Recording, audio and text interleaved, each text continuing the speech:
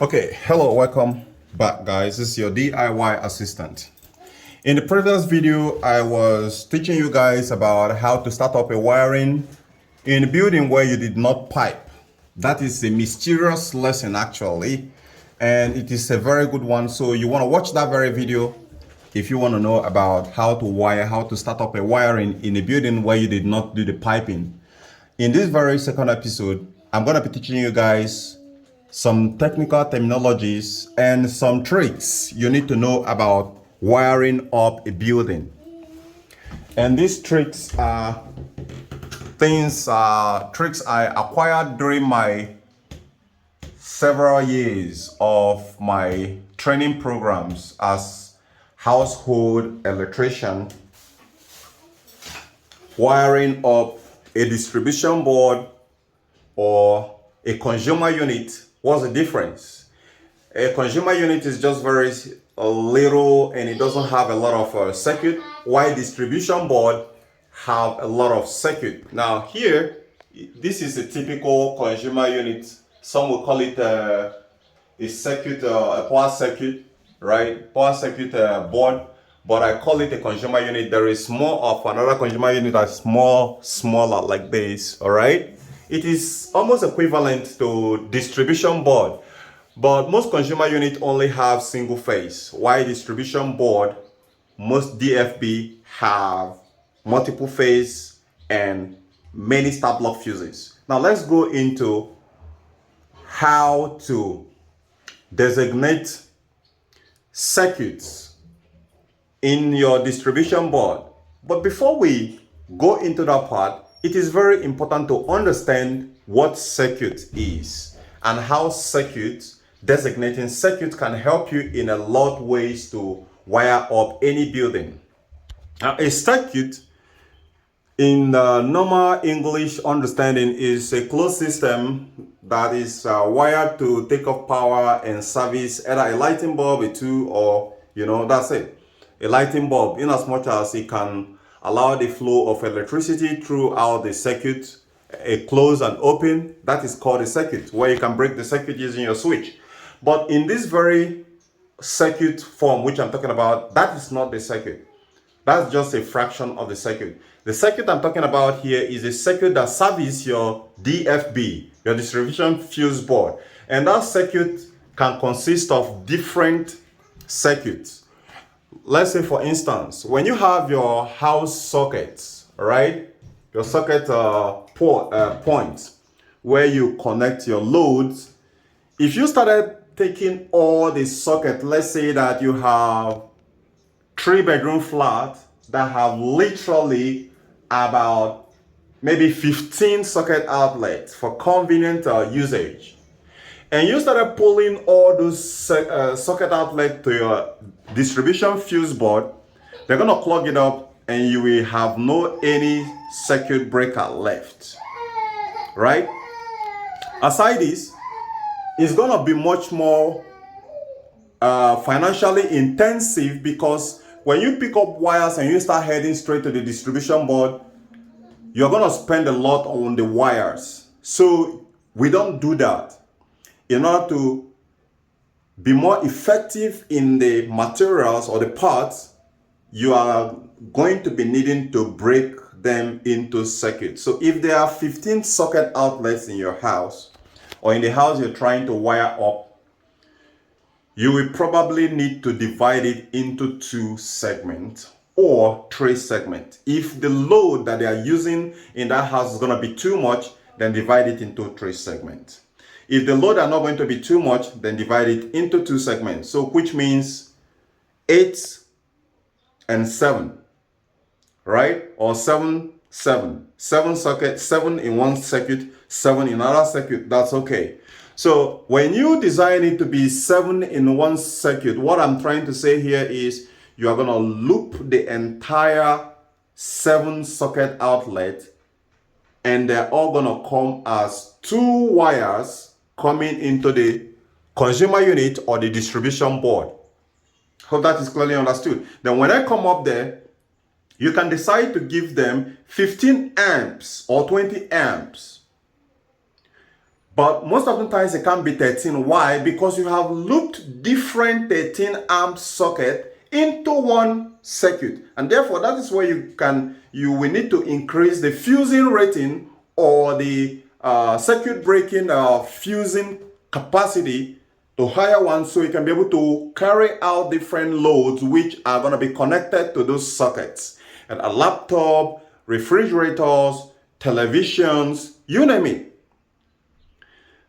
So in that 15 sockets in where you want to go and service, they're gonna have literally only 4 wires, but that's two independent, 2 black, 2 red. But they're not gonna meet each other. They're gonna meet each other in the consumer unit or distribution board, and they're gonna come to be serviced by 2 different star block fuses. I hope you guys understand. If you don't understand, rewatch this very video and pay very close attention to everything I say, because it is very important you don't do any mistake. So we are done about socket outlet servicing. Now a lot of you guys are going to ask, what about the ACs? What about the cooker control unit? Those are high power circuits, and high power circuit don't get looped. You don't loop AC circuits together. No, you don't do that. If you have AC power outlets, the AC power outlet, each AC power outlet is a single circuit of its own, meaning it's gonna come straight from that socket right into the distribution fuse board. I hope that is clearly understood. And most often times it's 30 amp fuse that you allot to it, not even 15, 30 amp fuse or 30 amp star block fuses. What about your consumer unit? The same thing.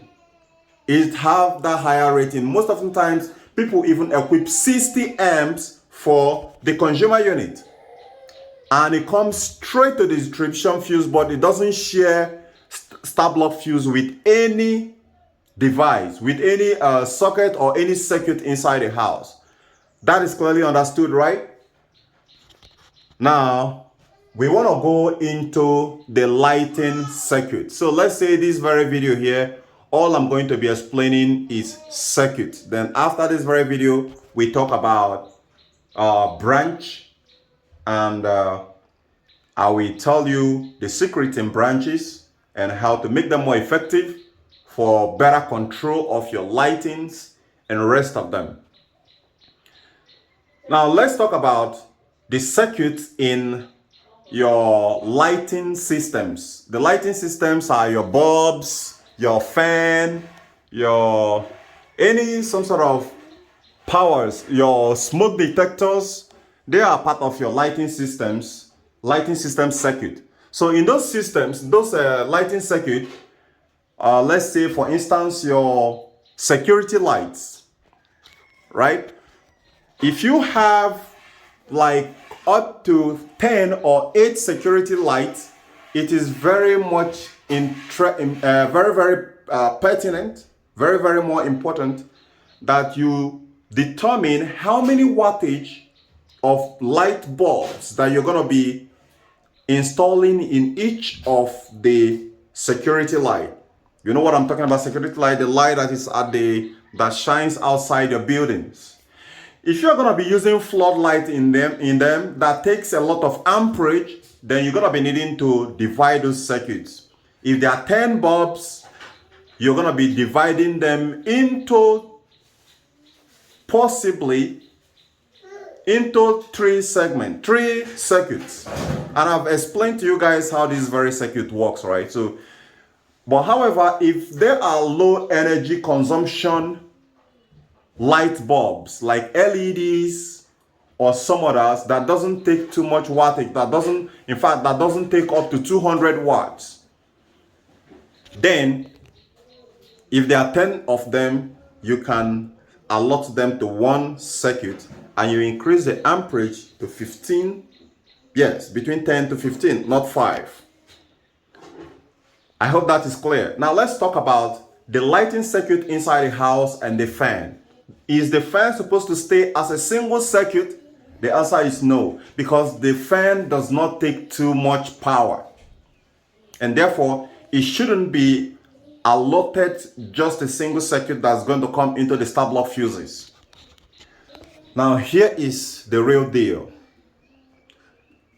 Your toilets, your kitchen, your dining rooms, if they are situated just within the same location, that is a very good point. That's the very good kicker at knowing which circuits should be bunched together. If they are closer, then you should make them one circuit.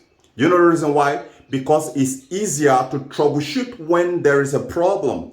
If you start picking up different circuits, let's say you pick up one circuit from the stores, you pick, then you left the kitchen that is more closer to the stores, you left the dining that is more closer, and you pick another one from the dining, the sitting room, and you pick another one. You go ahead and pick everything within the dining room. Let's say that we have up to 6 or 8 lighting points in the sitting room, different one for different usage, and you decided, okay, that within 2 of them you're gonna associate them with the one in the store, with the circuit in the store, then completed the rest of them with the ones in the room.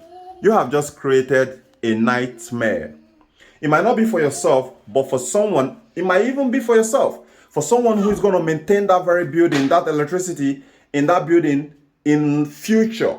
Why? Because, let me be honest with you guys, this is not going to go down well, right?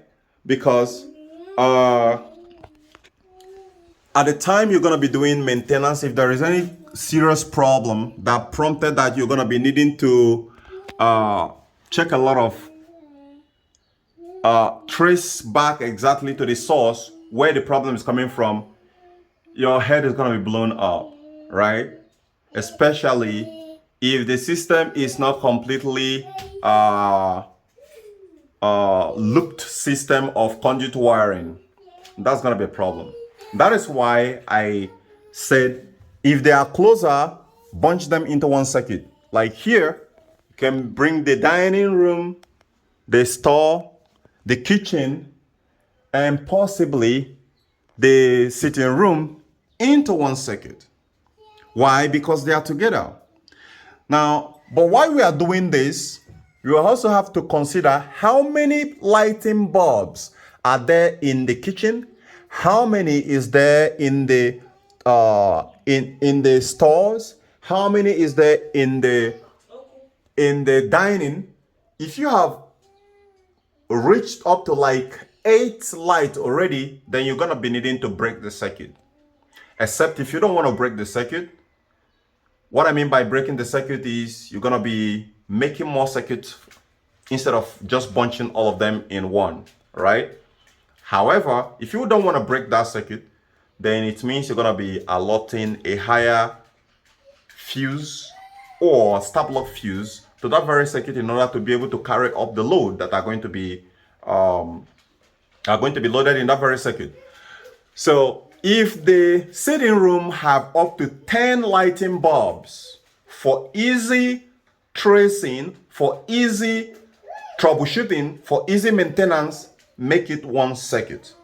What I mean by one circuit, I've explained to you guys.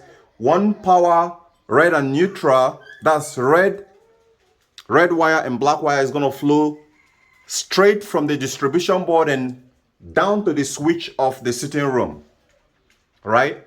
However, the neutral is going to suspend from to where the first lighting point is going to stop, while the branch will pick up from there. And that's it, guys. So my best practice is often like 8 lighting points in one circuit. So if you have 16 lights in the house, so which means the